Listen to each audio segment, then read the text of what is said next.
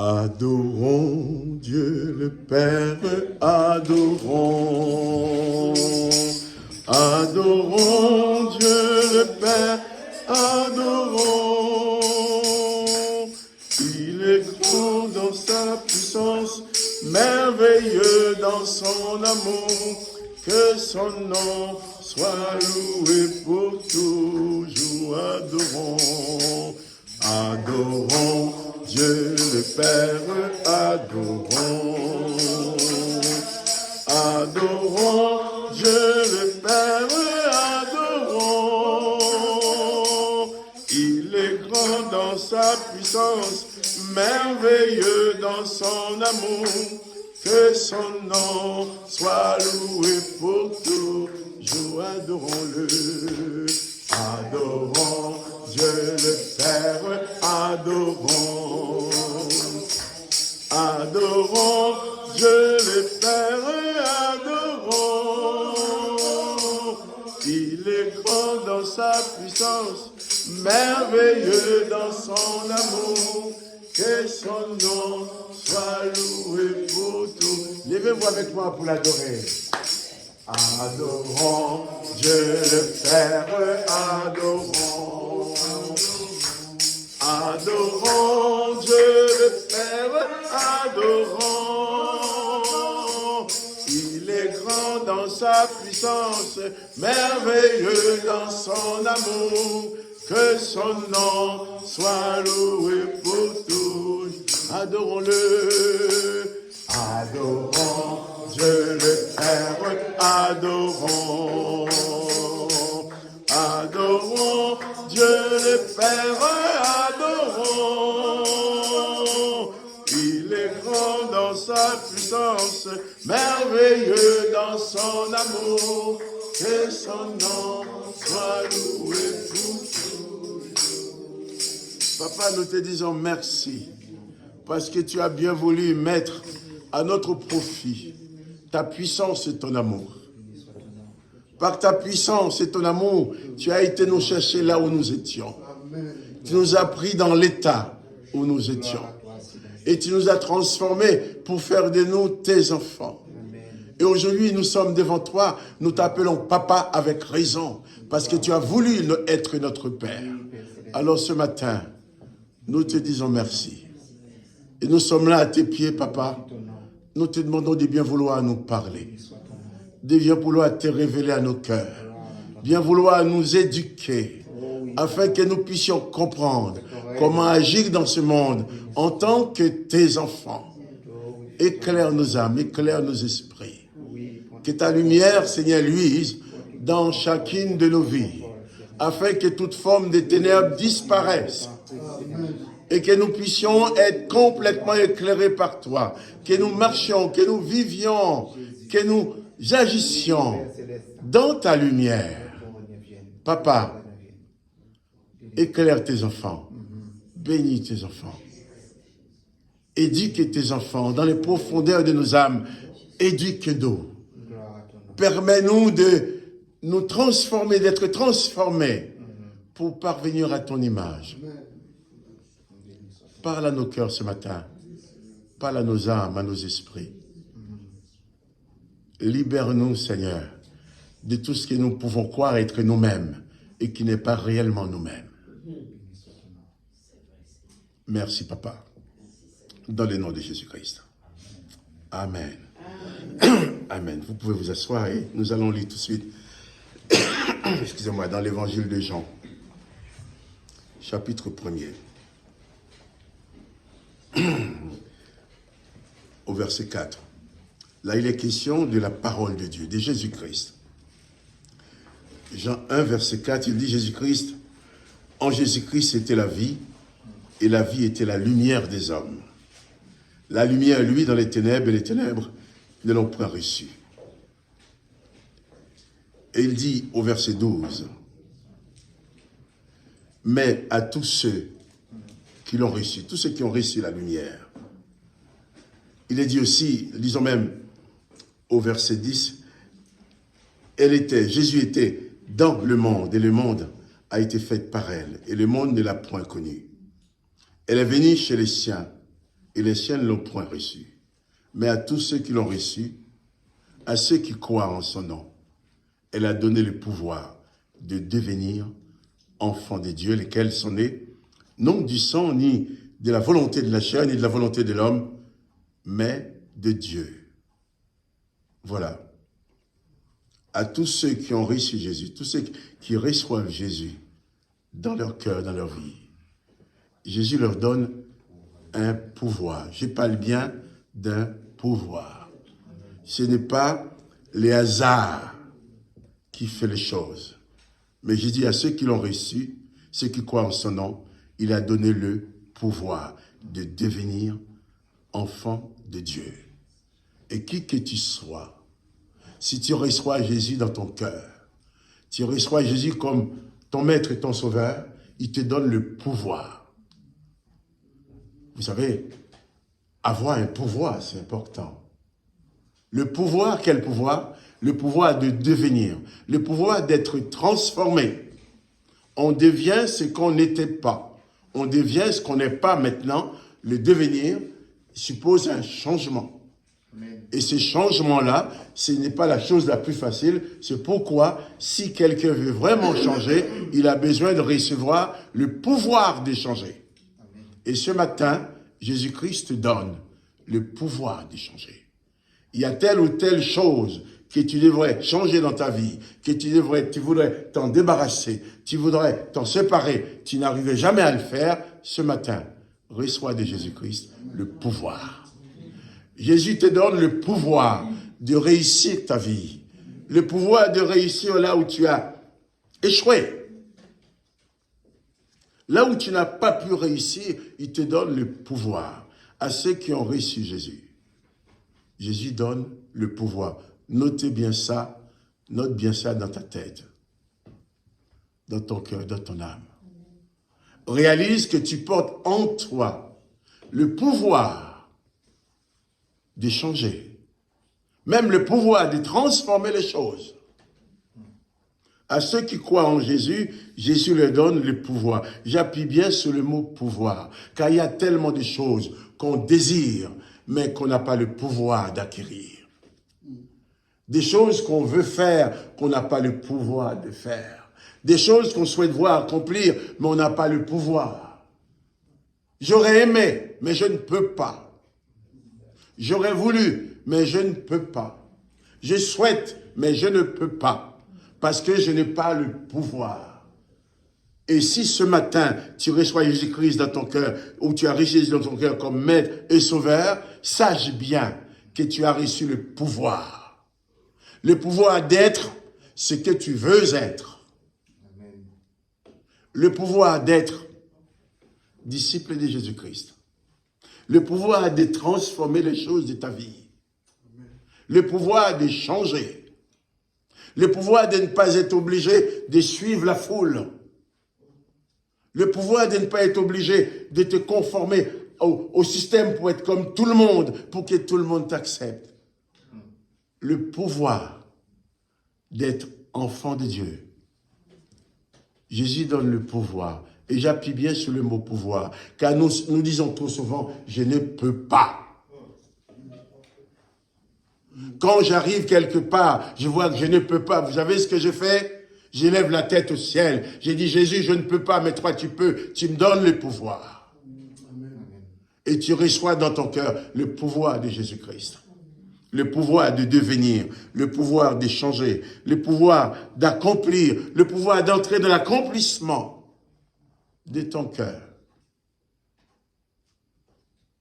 Que tu ne passes pas ton temps à vivre des choses que tu ne veux pas vivre. Que tu passes ton temps à voir s'accomplir dans ta vie des choses que tu n'aurais jamais voulu voir s'accomplir. Je t'invite ce matin, dans le nom de Jésus, à prendre le pouvoir sur les circonstances. Et ce pouvoir est spirituel. Ce n'est pas un bout de papier qu'on va te donner pour montrer, voilà, j'ai un laissez-passer. Non. Ce pouvoir, c'est le pouvoir qui est la présence de Jésus-Christ. Mets en toi. Vous savez, on voit les gens qui passent dans la rue, on voit la personne, on dit, oh, il a l'air, il ressemble, il ressemble à un tel, il ressemble à... Ah oui, mais en réalité, on ne voit pas les gens. Tu me vois? Tu penses que tu me vois? Tu vois mon corps. Mais je ne suis pas mon corps. Et mon corps n'est pas moi. Je ne suis pas mon corps n'est pas moi. Ma réelle personne est un être spirituel que personne ne peut voir, que Dieu voit. J'utilise ce corps, mais je ne suis pas ce corps. Mais malheureusement, dans ce monde, on nous a appris à vivre comme si on n'était qu'un corps. On mange du beefsteak, du gâteau, du machin, pour nourrir le corps. À l'école, on va apprendre aux enfants comment se nourrir, comment vivre avec leur corps. Mais on ne leur apprend pas comment vivre avec leur âme, avec leur esprit. Oh, en réalité, que soit l'enfant, que soit l'adulte, chacun de nous est d'abord un esprit. Et d'ailleurs, cet esprit-là, on ne le voit pas. La preuve, tu vas parler avec quelqu'un, tu vas lui dire quelque chose, il va dire, oui, il m'a dit ça, c'est vrai. Mais au fond de toi, tu peux savoir que ce n'est pas vrai. Quelqu'un vient te parler, tu vas dire à la personne ce que tu veux lui dire. Mais ta réalité, tu ne peux pas lui dire. Il y a des choses qui se passent dans ta vie que tu n'as jamais dit à personne. Tu as envie de dire à personne. Les gens vont dire, ah oui, je les connais, je les connais. Mais cette chose-là, est-ce qu'il les connaît? La personne connaît ce que tu as pu lui dire, ce qu'il a pu voir de toi. Mais ton être personnel, ton être vraiment, ta vraie personne, il n'y a que toi et Dieu qui la connaît. Et c'est cette personne, c'est donc au niveau de cette personne-là, pas au niveau de ton corps, mais au niveau de ton esprit que tu reçois le pouvoir. Dans ta vie, si tu veux réussir ta vie, tu dois embrasser ce pouvoir, tu dois t'en emparer. Pour dire, quand quelqu'un va te dire non pour quelque chose, tu vas dire, toi tu me dis non, mais dans mon esprit, le pouvoir me dit oui. Je me rappelle un entretien que j'ai eu avec un psychologue quand je devais accéder à une formation. La psychologue qui me voit, ah, monsieur Marc-Joseph, avec la batterie de tests que tu as remplis, tu n'existes pas. J'ai dit, madame, vous pouvez me toucher. Mais non, psychologiquement, je ne vous classe nulle part. Vous n'êtes pas comme tout le monde. Donc, on ne peut pas vous prendre dans la formation. J'ai dit, madame, vous dites que vous ne voulez pas me prendre dans la formation, mais moi, je vous dis, cette formation, je la ferai. Il m'a dit, c'est moi qui recrute tous les gens qui vont accéder à la formation, on ne voit pas comment vous allez faire. J'ai dit, moi, j'aurai la formation parce que j'en ai besoin pour pouvoir travailler. Oui, il vous dit, psychologiquement, j'arrive pas à vous cerner. À la fin, ma psychologue j'allais dire, a pété un plomb. J'ai dit non, non, non, non, non, non, et a tapé sur son bureau. Et puis, je suis parti. En disant, madame, à bientôt, au revoir, madame, nous avons passé un bon moment. Alors, il me dit ça, alors. Elle m'avait dit non, mais j'ai utilisé mon pouvoir que Dieu me donne. Et arrivé chez moi, j'étais en train de déposer mes affaires, mon téléphone qui sonne. C'est le responsable de la formation qui m'appelle, Monsieur Joseph, j'étais assis à côté de la psychologue lors de l'entretien, il ne veut pas de vous, mais moi je vais absolument vous prendre dans la formation. Il n'est pas d'accord, mais je vous prends. Mais attention, elle a dit qu'elle fera tout pour te faire couler. Parce qu'elle ne veut pas, il dit s'il vous prend, tant pis, mais elle m'a bien dit qu'elle fera tout pour que vous ne terminiez pas la formation. Alors je suis allé à la formation, qui devrait durer 8 mois. 1 mois et demi après, on nous envoie tous faire des stages, c'était une formation pédagogique pour être formateur. On nous envoie tous en stage dans les centres, pour ne pas le nommer, les centres AFPA. Alors, on m'a envoyé à l'AFPA de Lyon, 1 mois et demi après. Après 15 jours à l'AFPA de Lyon, le directeur qui m'appelle, Monsieur Joseph, tous les collègues, tous les formateurs, l'équipe pédagogique veut absolument que vous restiez avec nous.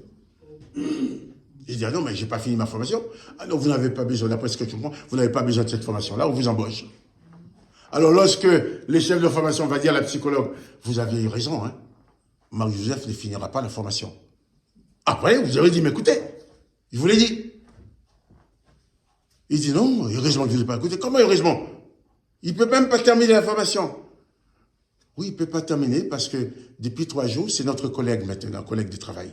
D'ailleurs, on sera en réunion avec lui. Donc je prends cet exemple-là. Dans la vie, ce que Dieu veut pour toi, personne ne peut te l'enlever. Si tu te laisses voler ce que Dieu te donne, c'est parce que tu n'utilises pas ton pouvoir. Et c'est pour ce travail. C'est là que j'ai touché les meilleurs salaires de ma vie. Ça m'a permis d'acheter ma maison. Donc, il nous donne le pouvoir de devenir enfant de Dieu. Et j'ai dit ça parce que moi, j'ai 3 enfants. Oh, qui sont tous plus grands que moi maintenant, sauf ma fille qui me respecte, qui ne dépasse pas la tête. Parce que même mes petits-enfants maintenant me dépassent. Qui dit enfant, enfant de Dieu, vis-à-vis de mes enfants, j'ai des devoirs. D'accord? J'ai un enfant, j'ai le devoir de le nourrir, de le protéger, de prendre soin de lui, de faire en sorte que mon enfant grandisse, qu'il soit bien éduqué. Et c'est ce que Jésus dit, il nous donne le pouvoir de devenir enfant de Dieu. Si tu deviens enfant de Dieu, Dieu s'engage avec toi. Dieu s'engage à prendre soin de son enfant. Il veillera sur toi. Il ne permettra pas à l'ennemi de t'écraser. Il ne permettra pas aux événements de te démolir. Il te donne le pouvoir de devenir enfant de Dieu. Je voudrais vraiment que chacun de nous ce matin, chacun de nous qui écoute cette parole, réalise le fait d'avoir Jésus dans ta vie. Tu portes en toi le pouvoir de Dieu. Et souvent nous sommes vaincus parce que nous ne connaissons pas, nous ne savons pas qui nous sommes. Nous ne connaissons pas le pouvoir que nous portons en nous. Alors nous nous comportons comme des gens qui ne détiennent rien.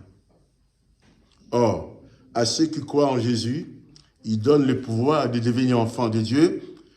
Et Jésus précise que ce n'est pas par hasard. Hein? À ceux qui croient en son nom, il donne le pouvoir de devenir enfant de Dieu, lesquels sont nés, non du sang, ni de la volonté de la chair, ni de la volonté de l'homme, mais de la volonté de Dieu. Donc tu es une fille de Dieu, tu es un fils de Dieu, parce que Dieu a voulu de toi. Amen. Il a voulu que ce soit ainsi. Tu n'es pas un enfant non désiré. Tu es fille de Dieu, tu es fils de Dieu, parce que Dieu t'a désiré. Je ne sais pas, il y a peut-être des gens qui n'aiment pas te voir, qui ne souhaitent pas te voir. Mais Dieu, le Père de Jésus-Christ, te désire. Il veut te voir. Il veut que tu deviennes son enfant. Il veut que tu sois son enfant. Et en tant que son enfant, lui prendra soin de toi dans toutes les circonstances. C'est pour ça que j'aime bien rappeler tous les jours cette parole de Jésus qui dit « Je suis avec toi tous les jours jusqu'à la fin du monde. Rien ne peut l'empêcher d'être avec toi. » Mais maintenant, en tant qu'enfant de Dieu, je dois m'installer dans ma position d'enfant de Dieu. Je dois me positionner.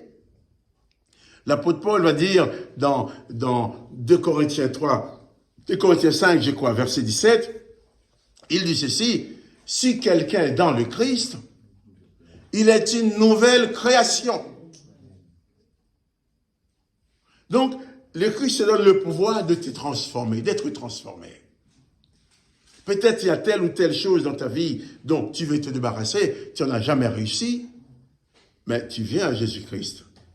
Tu reçois le pouvoir de devenir une nouvelle personne. Et Paul ajoute, les choses anciennes sont passées. mais toutes choses sont devenues nouvelles. Dans Luc chapitre 10, au verset 6, Jésus-Christ va dire, on va le lire, Luc 10, verset 6. Luc chapitre 10.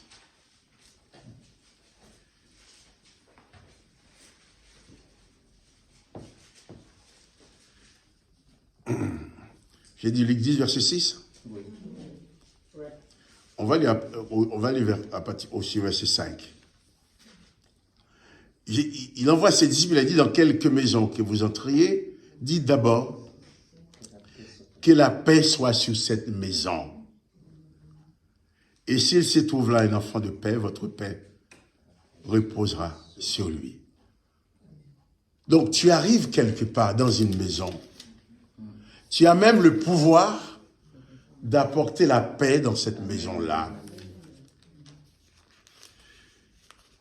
Tu arrives dans une maison quelque part, même s'il y a la guerre. Jésus dit, tu as le pouvoir d'être un instrument de paix. C'est ta vocation. C'est ta vocation. J'ai rencontré, dans le cadre de mon travail, j'ai rencontré deux personnes la même journée. Une personne qui arrive, qui me dit, mais j'ai pas envie de te quitter parce que tu es une bonne personne. Je me sens bien être avec toi. Ah, oui, je me sens bien être avec vous, monsieur. Vous êtes une bonne personne avec vous. J'espère la paix. Et puis ensuite, j'ai rencontré une famille qui me dit, on n'avait pas prévu de vous voir, mais les temps passés avec vous, ça nous apporte quelque chose. Ça respire la paix. Et ça, quand quelqu'un me dit ça, pour moi, c'est un témoignage de la présence. De la présence de Dieu. Et Jésus-Christ va même dire aussi, Jésus-Christ lui-même va dire aussi, tout disciple accompli sera comme son maître. Un disciple, c'est un élève. Et vous savez, tous nos enfants sont des élèves, non? Nos enfants sont des disciples. Ils vont à l'école pour apprendre. Et étant devenus enfants de Dieu, nous devons accepter de nous mettre à l'école du Christ. Amen. Recevoir ses enseignements. Même Jésus dit, venez à moi, vous tous qui êtes chargés et fatigués, vous tous qui avez du mal à traîner vos fardeaux, venez à moi. Recevez mes instructions et vous aurez la paix, le repos. L'apôtre Paul, dans 1 Corinthiens 15, verset 16, je crois, on va le lire. 1 Corinthiens 15, verset 16. J'ai dit bien 1 Corinthiens 15, verset 16.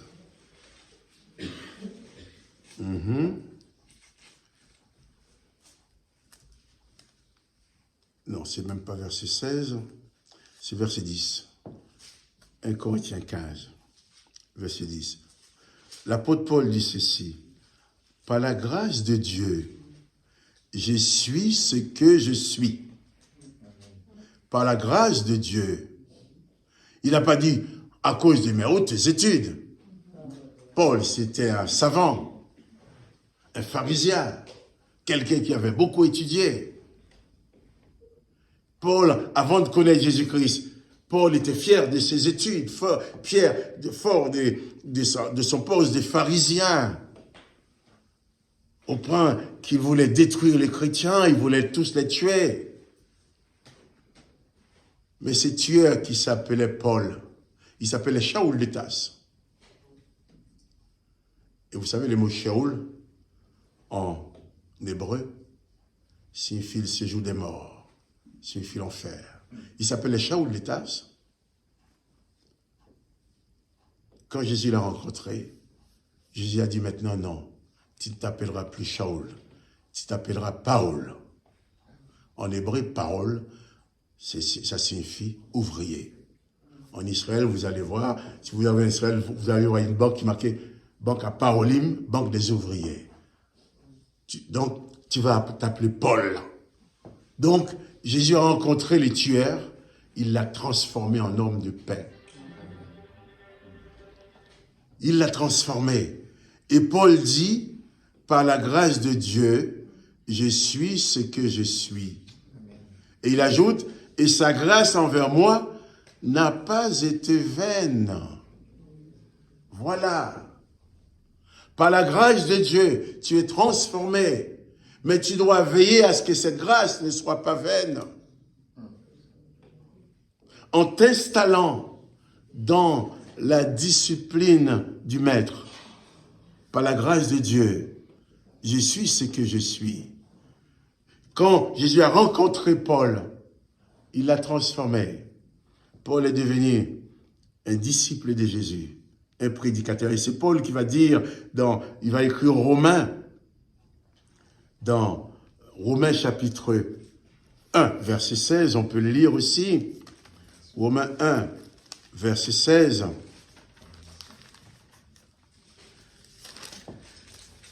Romains 1, verset 16, je vais le trouver.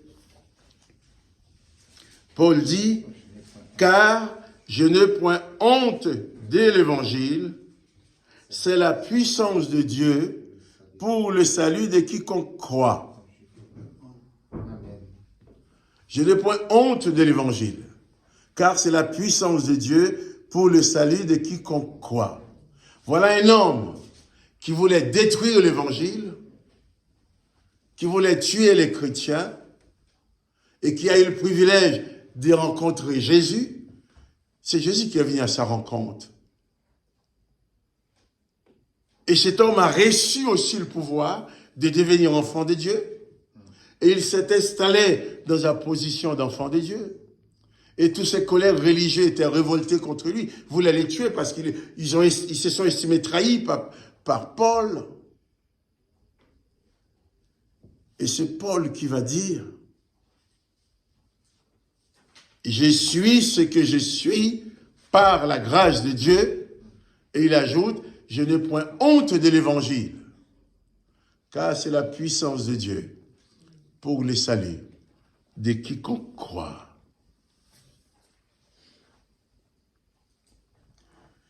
Paul savait ce qu'il était avant, puisque dans le livre des Galates, il parle, il dit bien qu'il était un persécuteur de l'Église.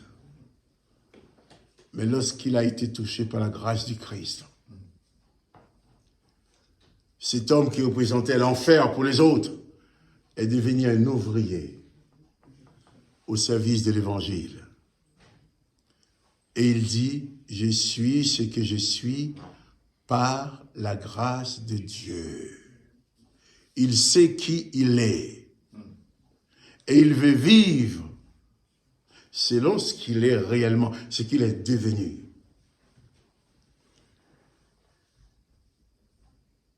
Et il dit, je n'ai point honte de l'évangile. Car il y a des gens qui vont se moquer de toi parce que tu crois en Jésus-Christ. Qui vont se moquer de toi quand tu parles de Jésus. Des gens qui vont se moquer de toi parce que tu ne vas pas faire comme eux. Ils vont dire, pourquoi tu ne fais pas comme nous? À moi, parce que je crois en Jésus-Christ, je suis chrétien, je ne peux pas faire ça. On va se moquer de toi. Tu ne dois pas avoir honte de ce que tu es. Il faut assumer ta position d'enfant de Dieu, qui fait que tu ne vas pas vivre comme tout le monde vit dans ce monde. Tu dois vivre toujours en réalisant que tu portes en toi ce trésor qui est le pouvoir que Dieu t'a donné. Le pouvoir de devenir enfant de Dieu. Le pouvoir d'apporter la paix quand tu arrives quelque part. Le pouvoir d'accorder le pardon. Jésus va même dire à ses disciples, « Ceux à qui vous pardonnerez les péchés, ils leur seront pardonnés. » Est-ce que tu réalises que tu as le pouvoir de pardonner le péché des autres? quelqu'un qui a péché, toi, tu crois, tu es disciple de Jésus-Christ. C'est pas la peine d'aller dire, Seigneur, je te demande de lui pardonner. Tu peux lui dire, au nom de Jésus-Christ, moi, je te pardonne tes péchés. Tu as ce pouvoir-là. Et quand tu es pardonné, Jésus, c'est à qui vous pardonnerez le péché sur la terre, leurs péchés seront pardonnés dans le ciel. Jésus te donne. Il faut prendre conscience de la confiance que Jésus nous accorde. Jésus s'attend certainement, j'allais dire peut-être, mais certainement, à ce que nous-mêmes, nous passons notre temps à pardonner les péchés des gens que nous rencontrons. Puisque tu as le pouvoir. Il n'a pas dit, certaines personnes à qui tu pardonnes seront pardonnées. Il dit, mais ceux à qui vous pardonnerez le péché seront pardonnés. Il l'a dit. Il te donne le pouvoir de devenir enfant de Dieu. En tant qu'enfant de Dieu, tu as le pouvoir de Dieu en toi. Tu peux pratiquer les œuvres de Dieu. Dieu pardonne, mais toi, tu es enfant de Dieu. Tu pardonnes aussi. Il ne s'agit pas seulement des gens qui t'ont fait du mal à toi. Ces gens qui te font du mal à toi, tu les pardonnes naturellement parce que tu portes en toi le pouvoir de pardonner. Mais la personne qui fait mal, dans une autre dimension, sans que ce mal te touche directement, tu as le pouvoir de lui pardonner ses péchés. C'est à qui vous pardonnerez les péchés, ils seront pardonnés. Je voudrais que nous prenions conscience de la confiance que Dieu le Père nous accorde. La confiance qu'il a placée en nous, qui sommes devenus ses enfants en recevant Jésus dans nos cœurs. Afin que nous puissions dire comme Paul, « Je suis ce que je suis par la grâce de Dieu. » Et que tu puisses t'installer dans ce que tu es. Et que ta vie ne soit pas ballottée de gauche à droite, selon le gré du vent, selon la mode du temps, selon ce que telle vedette, tel artiste a fait, c'est la mode, tout le monde le fait. Non. Tu dois rester ce que tu es. Enfant de Dieu, enfant de Jésus-Christ. Tout le monde te dit, ah, si tu veux t'en sortir, là, il faut mentir. Hein? Ah, Jésus n'a pas menti. Tu es enfant de Dieu. Lorsque les autres se révoltent contre toi, lorsqu'on dit, les gens vont parler mal de toi, lorsque les gens vont te mépriser, sois ce que tu es. Reste ce que tu es. Lorsqu'on critiquait Jésus-Christ, lorsqu'on le tabassait, lorsqu'on l'injuriait, lorsqu'on disait qu'il était un démon, Jésus est resté Jésus. Lorsqu'on l'a cloué sur la croix, il est resté lui-même. Au point que sur la croix, qu'est-ce qu'il a fait? Toute sa vie, il pardonnait les gens, il guérissait les gens, les brigands criminels qui étaient en train de mourir, qui va dire, souviens-toi de moi. Il aurait pu dire, mais criminel comme tu es, je ne peux pas faire ça. Je dis non, aujourd'hui même, tu seras avec toi. L'instantanéité dans le pardon. On dit oui, la personne m'a fait mal. Il faut le temps pour que ça refroidisse, pour que je puisse pardonner. Non, Jésus pardonne. Et sur la croix, en mourant, qu'est-ce qu'il a fait? Père, pardonne-leur. Pardonne à ceux qui m'ont crucifié, car ils le savent ce qu'ils font. Et les textes ont dit, les centeniers, les soldats qui l'ont crucifié, le voyant mourir comme ça, on dit, ah, certainement cet homme était le Fils de Dieu. On l'a reconnu, parce qu'il n'est pas mort comme les autres. Ces gens avaient l'habitude de voir des crucifiés qui meurent, en déblatérant, en insultant, en injuriant, en maudissant. Et Jésus-Christ est mort en bénissant. Et les Juifs qui étaient là connaissaient aussi l'histoire d'autres personnes qui sont morts comme ça. À l'exemple de Samson. Samson, c'était l'un des juges, des grands serviteurs de l'Éternel. Il s'est fait piéger par Dalila, qui l'a livré à son peuple. Et on allait tuer Samson. Samson a demandé qu'on lui attache dans des poteaux de l'immeuble où les gens étaient là. Et là, d'après les textes, il y avait beaucoup de gens. Et Samson a fait une prière à l'Éternel. Demande à l'Éternel de lui donner la force une dernière fois pour se venger. Samson a tenu les deux poteaux avec la force de l'Éternel. Il a sécroé. La maison est tombée. Et les textes nous disent Samson a tué beaucoup plus de gens le jour de sa mort que tout ce qu'il avait déjà tué au nom de l'Éternel durant son vivant. Il connaissait l'histoire. Jésus aurait pu demander, Père, donne-moi le pouvoir d'anéantir ces gens-là. Mais non, ce n'est pas sa nature. Jésus est resté lui-même. Au lieu de crier vengeance, parce qu'attention, Jésus-Christ a été jugé, déclaré non coupable et livré pour être crucifié. Pilate a dit, je ne trouve rien de mal en cet homme. Les brigands sur la croix, l'un des brigands a dit, nous les brigands, nous mourrons à cause de nos fautes, mais lui, il n'a rien fait, il est innocent. Déclaré non coupable et exécuté. Et ensuite, ce sont les soldats romains qui vont dire, cet homme était juste. Lorsque tu es dans la douleur, dans la souffrance, n'oublie pas qui tu es. Demeure ce que tu es en Jésus-Christ. Cette nouvelle création.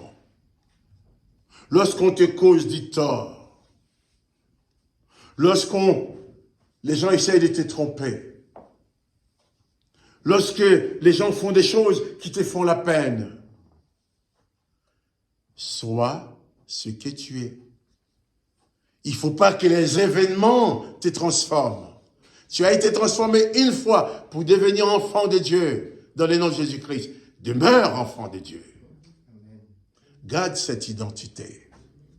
Ne te laisse pas dominer par les événements parce que ton corps est blessé, parce qu'on te fait du mal, on se moque de toi. Alors, non. Il ne faut jamais abandonner cette dimension dans laquelle Jésus-Christ t'a placé. Il te donne le pouvoir de devenir enfant de Dieu. Donc Dieu s'engage à prendre soin de toi. Mais toi, Dieu s'engage à prendre soin de toi. Mais toi, tu dois demeurer en lui. Jésus-Christ va même dire, demeurez en moi et je demeurerai en vous. Sois ce que tu es. Ne permets pas aux événements de te transformer. Ne permets pas aux autres de te pousser à devenir méchant. Quand le méchant agit avec sa méchanceté à côté de toi, toi, agis avec bonté.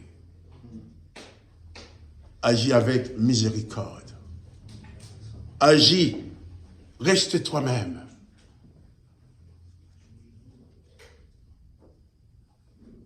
Sois ce que tu es. Reconnais ton identité et vis comme tel. Parce que sinon, il y a tellement de mauvais événements, tellement de mauvaises choses dans ce monde, tellement de gens qui vont dire mal de toi, qui vont te mépriser, qui vont te rejeter, qui vont te regarder de travers. Si tu donnes la valeur à ces choses-là, tu auras du mal à suivre Jésus. Il faut laisser tout ça de côté. Moi, je disais à quelqu'un, je disais à l'un de mes fils, au téléphone, je n'ai rien à prouver à personne. Tu n'as rien à prouver à personne. Tu n'as pas adopté tel ou tel comportement pour que les gens t'acceptent. Tu n'as pas t'habillé de telle ou telle façon pour que les gens t'acceptent. Tu n'as pas accepté des choses que tu ne voudrais pas accepter pour qu'on puisse t'accepter dans la foule. L'essentiel, c'est que Dieu le Père t'a désiré. Il t'a choisi pour être son enfant. Il t'a donné son pouvoir. Tu n'as rien à prouver à personne. Les gens disent, moi les gens peuvent dire mal de moi. Il y a des gens qui ont déjà prié, jeûné pour que je meure. Et je vis encore. Il y en a qui me l'ont dit, mais toi tu vas crever. Je lui ai dit, mais c'est vrai que je vais crever un jour. Mais quand le jour que Dieu a déterminé sera arrivé, il ne faut jamais te laisser dominer par les événements. C'est pas parce que quelqu'un t'insulte que tu vas l'insulter. Il y a une fois quelqu'un qui m'a insulté copieusement, et dans ses insultes, il a laissé comprendre qu'il n'y avait pas à manger chez lui pour ses enfants. Quand il a fini de bien m'insulter, j'ai dit, excusez-moi, madame, j'ai entendu que vous avez dit que votre enfant n'a pas eu son lait aujourd'hui. Et il me dit oui. J'ai dit, bon d'accord, mais je vais vous amener. J'ai dit pas ça pour me vanter, mais il donne des témoignages. Et ben, je suis parti au magasin, je fais les courses pour la maison. Je lui ai amené. Il m'a dit, vous avez fait ça? J'ai dit, bien sûr. Bien sûr, je l'ai fait. Je l'ai fait parce que je ne peux pas savoir qu'il n'y a rien à manger chez vous et que moi, je rentre manger chez moi. Et son mari, qui était furieux contre moi, qui était en colère, quand il me voit encore, « Ah bonjour monsieur, vous allez bien ?» C'est à ne pas comprendre. Il ne faut pas t'attendre à ce que le monde te comprenne. Amen. Si tu attends la compréhension des autres pour agir, tu ne seras jamais toi-même. Sois ce que tu es. N'échange pas des comportements, des personnalités par rapport aux événements. Moi, si à chaque fois quelqu'un m'insulte, il me tombait un bras, j'aurais déjà perdu au moins une centaine de bras. J'en ai que 2. À chaque fois que quelqu'un m'insulte, il me tombait une dent, mais ça fait longtemps que j'aurais plus de dents. Ceux qui veulent insulter, laisse insulter, mais toi, garde le sourire. Pardonne. Et tu verras. Toi, tu seras toujours en paix. Et tu propageras ta paix. Parce que ces gens qui m'avaient lâchement insulté, maintenant ils sont en paix avec moi. Je suis ce que je suis par la grâce de Dieu. Et la grâce de Dieu envers moi n'a pas été vaine. Tu es ce que tu es par la grâce de Dieu. Fais en sorte que cette grâce de Dieu envers toi ne soit pas vaine. Que tu sois celui qui exerce le pouvoir de pardonner, de transformer les situations, le pouvoir de parler aux autres. Il y a quelqu'un, un de mes amis, qui avait un problème à régler à quelqu'un. Il m'a dit, Marc, tu vois, je vais aller là-bas, je vais péter la baraque. Hein. Je vais péter la baraque. J'ai dit, mais comment péter la baraque? Ben, tu te rends compte? J'ai dit, écoute, moi je crois qu'il faut effectivement y aller. Mais il faut aller leur parler, leur expliquer les choses dans la paix, la compréhension. Leur dire, voilà, ça qui ne va pas. Il m'a dit, ah oui, j'y vais. Il l'a fait. Après, il m'a dit, ah, mais les choses se sont bien passées. Il ne faut pas nous laisser emporter face aux circonstances. Quand on est emporté, on fait des bêtises. On ne réalise pas ce qu'on fait. Il faut pouvoir dire aux gens, comme a dit Jésus, venez à moi, il vous apporte du repos. Il faut que ta présence soit une présence apaisante. Pourquoi? Parce que on voit ton visage, mais on ne te voit pas. Mais dans ton esprit, tu portes le pouvoir de Jésus-Christ que tu exerces pour guérir, pour pardonner, pour sauver les âmes. Amen. Que le nom de Dieu le Père soit béni. Amen. Que le nom de Jésus-Christ soit glorifié. Amen. Et que chacun de nous soit richement béni. Que nous puissions nous installer, que nous puissions nous demeurer en Jésus-Christ. Et ne jamais nous laisser transformer par les événements. Donc je répète encore, sois ce que tu es. Ne permets à personne de te transformer.